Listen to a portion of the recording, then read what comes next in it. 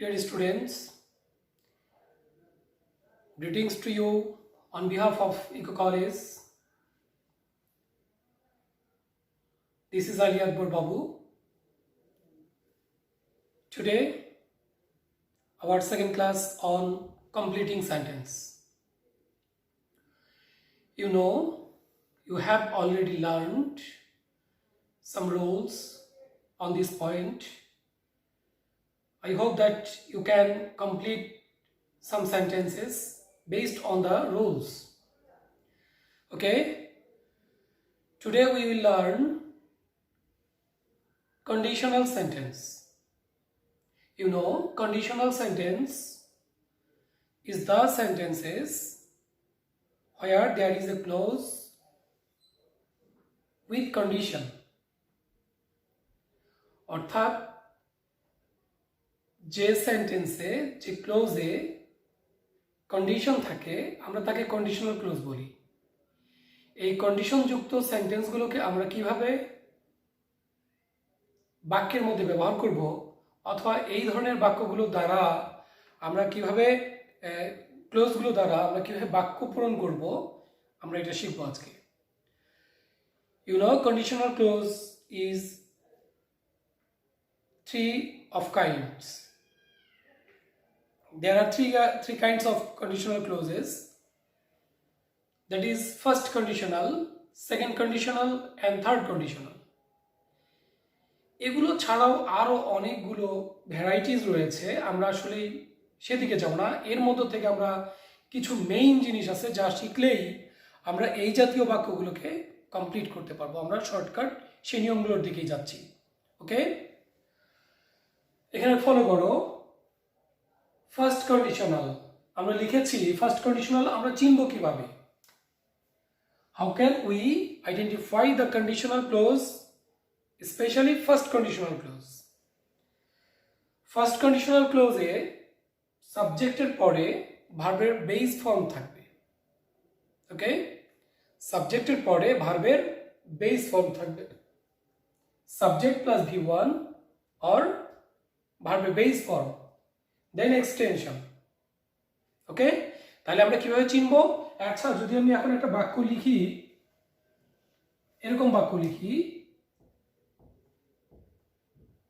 If you কাম। দেখো তো, আমরা কন্ডিশনাল বলছি কাকে? যদি কন্ডিশন থাকে। কন্ডিশনগুলো তৈরি হতে পারে ইফ দ্বারা, হতে পারে যেমন ধরো আনলেস দ্বারা, হ্যাঁ, এরকম বিভিন্নভাবে কন্ডিশনাল তৈরি হতে পারে। আমরা এটাই শিখবো আজকে। If you come first conditional কিভাবে চিনলাম? কারণ সাবজেক্টের পরে দেখো ভার্বের বেস ফর্ম রয়েছে, so we can call it first conditional. আর যদি ফার্স্ট কন্ডিশনাল ক্লোজ আমরা পেয়ে যাই ইনকমপ্লিট সেন্টেন্সে, তাহলে আমরা কি করব? আমরা পরবর্তী অংশটুকু পূরণ করব এই স্ট্রাকচারে। সাবজেক্টের পরে আমরা ওই ভার্ব অনুপাতে। এখানে সাবজেক্ট অ্যাকচুয়ালি কি করতে চাচ্ছে? What is the intention of the subject of the person?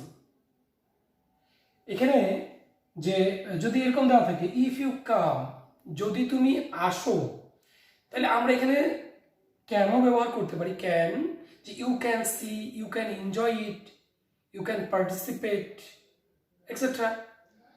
আবার আমরা বলতে পারি ইফ ইউ কাম, যদি তুমি আসো, ইউ উইল সি, তুমি দেখতে পাবে, দেখবে, এটাও হতে পারে।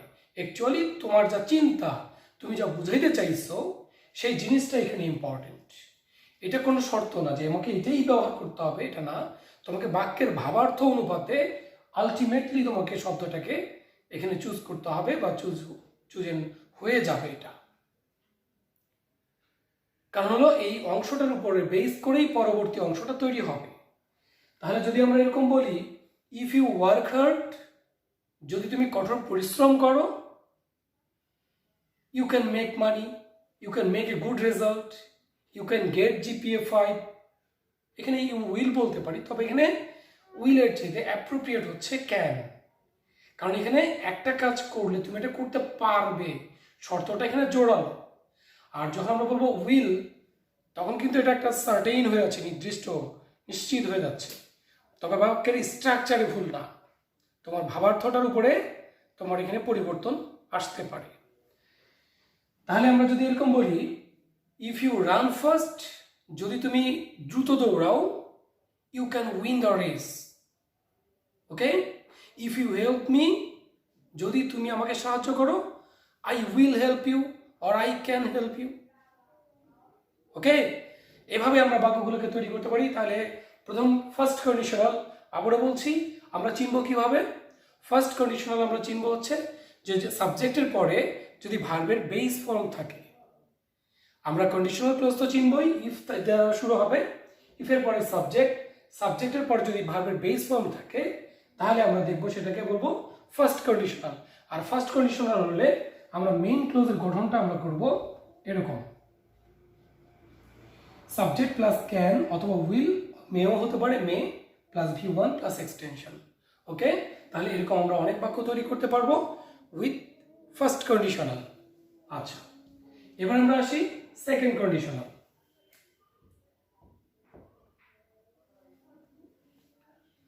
সেকেন্ড কন্ডিশনাল, সেকেন্ড কন্ডিশনাল আমরা চিনব কিভাবে?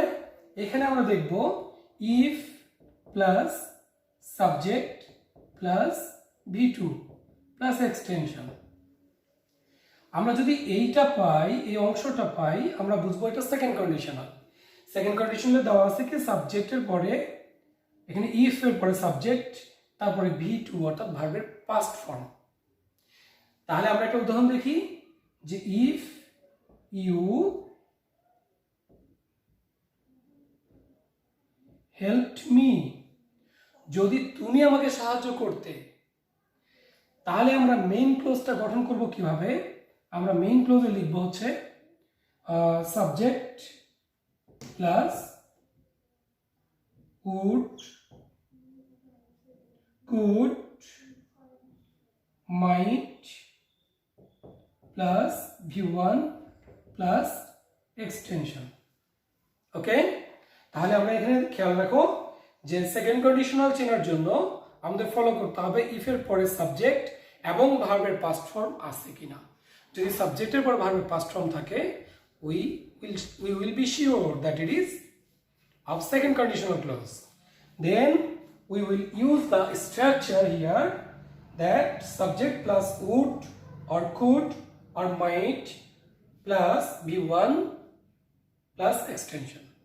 ওকে, তাহলে আমরা এখানে বলেছিলাম ইফ ইউ হেল্পড মি, যদি তুমি আমাকে সাহায্য করতে, I could pass in the exam, আমি পরীক্ষা পাস করতে পারতাম, I could help the poor, আমি গরিবদের সাহায্য করতে পারতাম, I could overcome the problem, আমি সমস্যাটা থেকে উতরাতে পারতাম, বেরিয়ে আসতে পারতাম, এরকমটা হতে পারে, তাই না? ইফ ইউ হেল্পড মি, যদি তুমি আমাকে সাহায্য করতে। If you gave me your contact number, যদি তুমি আমাকে তোমার কন্ট্যাক্ট নাম্বারটা দিতে। I would or I could or I might call you, তাহলে আমি তোমাকে ফোন করতে পারতাম। I could call you, I would call you, আমি তোমাকে ফোন করতাম, আই কুড ফোন করতে পারতাম। ওকে, তাহলে এখানে তুমি কি বলতে চাইছো সেই অভিপ্রায়টা, সেই ইন্টেনশনটা, সেই অর্থটা তোমাকে মাথায় রাখতে হবে এবং সেই জাতীয় শব্দটাকে ব্যবহার করতে হবে। আমরা যদি এরকম হয়ে গেছে যে ঘটনাটা পাস্ট হয়ে গেছে, এখানে আমি তো আফসোস করতেছি, আমি ফোন করতে পারতাম, then I will use I might phone you, হয়তো আমি তোমাকে ফোন করতে পারতাম, অথবা I could phone you, call you, আমি তোমাকে ফোন করতে পারতাম বা কল করতে পারতাম, হতেই পারে। সো আমাদেরকে ফলো করতে হবে এখানে অর্থটা, এবং সেই প্রথম আমি ইফের পরে সাবজেক্ট, তারপরে আমি কোন ভার্বটা ব্যবহার করেছি। এখন যদি আমি এরকম বলি যে ইফ ইউ স্টাডিড ওয়েল, তুমি যদি ভালো করে পড়তে, you could get good mark, you could cut a good figure in the exam. Okay, so the meaning and the structure is important here. You should notice first the meaning and structure of the first part or the second part where the conditional is. যেখানে কন্ডিশনালটা থাকবে আমরা আগে সেটা follow করব, then we will complete the sentence with our own words. Okay dear students, practice is must. You have to practice more and more. Without practicing you cannot use English, you cannot learn English, or you cannot get a good figure in the exam without practicing. So it is important to practice more and more. Now third conditional. আচ্ছা, third conditional যদি আমরা চিনতে চাই, third conditional আমরা কি পাবো? If এর পরে আমরা পাবো সাবজেক্ট, সাবজেক্টের পরে আমরা পাবো হ্যাড প্লাস V3। ওকে, এখানে আমরা হ্যাড পাবো অর্থাৎ পারফেক্ট টেন্স পাবো। আমরা ফার্স্ট কন্ডিশনাল পেয়েছিলাম প্রেজেন্ট টেন্স, সেকেন্ড কন্ডিশনাল পেয়েছিলাম past tense, past indefinite, and third কন্ডিশনালে আমরা পাবো পাস্ট পারফেক্ট টেন্স। যদি আমরা ইফ এর পরে সাবজেক্ট দেন হ্যাড পাই, এবং হ্যাড থাকলে তারপরে অবশ্যই পাস্ট পার্টিসিপল থাকবেই, তাহলে আমরা নিশ্চিত হতে পারবো যেটা থার্ড কন্ডিশনাল। এবং থার্ড কন্ডিশনাল হলে আমরা মেইন ক্লোজের স্ট্রাকচার লিখব subject plus would, could, might plus have plus V3 plus extension. Okay, the subject plus would, could, might আমার আগের মতোই থাকছে সেকেন্ড কন্ডিশনের মতো, but we have to use have and V3। এটা হচ্ছে আমাদের থার্ড কন্ডিশনালের শর্ত। তাহলে let's see an example. If you had called me, যদি তুমি আমাকে ডাকতে, had called me, তাহলে if এর পরে আমরা সাবজেক্ট পেয়েছি এবং শর্ত অনুসারে আমরা had পেয়েছি, তারপরে ভার্বের পাস্ট পার্টিসিপল পেয়েছি, এরপরে রয়েছে বাকি অংশ। তাহলে আমরা মেইন স্ট্রাকচারটা আমরা লিখবো, মেইন ক্লোজটা লিখবো এই স্ট্রাকচার উপর বেস করে। তাহলে আমরা থার্ড কন্ডিশনালে কি লিখবো? তাহলে যদি তুমি আমাকে ডাকতে, তাহলে আমরা এইটার কি উত্তর দিতে পারি? চিন্তা করো, আমি এরকম হয়তো বলতাম যে আমি তোমাকে রেসপন্স করতাম, অথবা আমি ছুটে আসতাম, অথবা আমি তোমার ডাকে সাড়া দিতাম, এরকমটা যে কোনোটাই হতে পারে। এটা ফ্লেক্সিবল, সিম্পল, তোমাকে নিজেকে চিন্তা করতে হবে। You should not copy the text from the book, from a common source. You should imagine yourself, otherwise you cannot be creative. Okay, so if you had called me, যদি তুমি আমাকে ডাকতে, I would have responded you, আমি তোমাকে সাড়া দিতাম। If you had called me, আমরা আরো ব্যবহার করতে পারি, if you had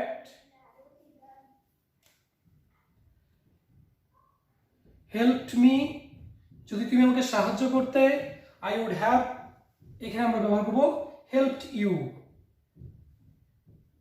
আমিও তোমাকে সাহায্য করতাম। if you had helped me, I would have helped you, আমিও তোমাকে সাহায্য করতাম। ঠিক আছে, তাহলে first conditional, let's review the lesson today. Conditional হচ্ছে সেই ক্লোজ, যে ক্লোজে একটা শর্ত দেওয়া থাকে, যদি তুমি কাজটা করো তাহলে তুমি ড্যাশ ড্যাশ ড্যাশ, যদি তুমি আমাকে সাহায্য করো আমি তোমাকে সাহায্য করব। যেহেতু আমরা এখানে বলছি যে ইফ এর পরে সাবজেক্টের পরে V1 থাকে, তাহলে সেটা ফার্স্ট কন্ডিশনাল। ইফ এর পরে সাবজেক্ট দেন V2, তাহলে আমরা এটি বলবো সেকেন্ড কন্ডিশনাল। এবং ইফ এর পরে যদি হ্যাড থাকে, সাবজেক্ট থাকে, সাবজেক্টের পরে হ্যাড থাকে এবং V3 থাকে, তাহলে আমরা বুঝে নিব সেটা থার্ড কন্ডিশনাল। এবং স্ট্রাকচারগুলো অনুপাতেই আমরা ব্যবহার করব। You should keep it mind that you have to write yourself in the exam hall, you have to be imaginative. তোমাকে কাল্পনিক হতে হবে, কল্পনা করতে হবে, শব্দগুলোকে চুজ করতে হবে। তুমি কতগুলো ওয়ার্ড মনে রাখতে পারবে? এটা সম্ভব না আমাদের দ্বারা। আমরা এত শব্দ মনে রেখে বা মুখস্থ করে আমরা এগুলোকে পরীক্ষার খাতায় সাপ্লাই দিতে পারবো না, এটা সম্ভব না। So you have to imagine yourself. আমি বারবার তোমাদের বলছি, এগুলো প্র্যাকটিস এবং তোমাকে নিজেকে চিন্তা করতে হবে। Without understanding you can not remember them all. এই সবগুলোকে তুমি মনে রাখতে পারবে না। So dear students, today's lesson was very important for you. Actually, the students cannot or dare not answer the question number 4 so easily as the other numbers are. So you should practice the difficult item of questions more and more so that you can solve them easily. Please follow our channel, our college web Facebook page, and comment us, share it so that your friends can notice it easily. Thank you very much for being with us.